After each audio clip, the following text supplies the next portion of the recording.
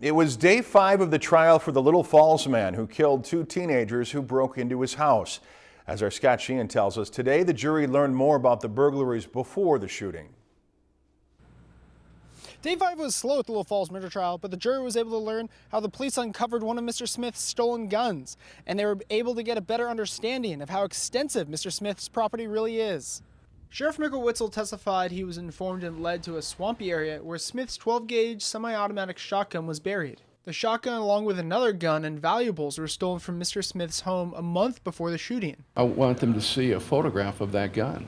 The purpose of that gun is Byron knew it was missing, and he was afraid that if somebody came in and broke into his house who had that gun, they'd shoot him with his own gun. And I want the jury to be able to see the gun they stole. That's just one of 2 guns. But if that gun, if they can see it, could blow Byron or blow him in half, it's a powerful weapon. The first witness said he rang the doorbell twice and knocked before Smith answered the door.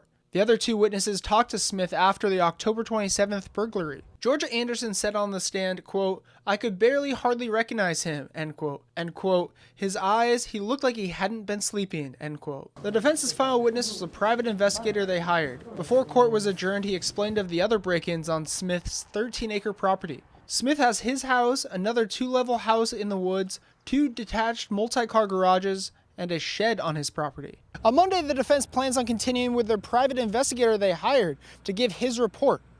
In Little Falls, Scott Sheehan, Lakeland News. The trial was in recess for almost 5 hours today while they waited for one of the defense witnesses to arrive and for the court to process about 100 photos into evidence. If you've enjoyed this segment of Lakeland News, please consider making a tax-deductible contribution to Lakeland Public Television.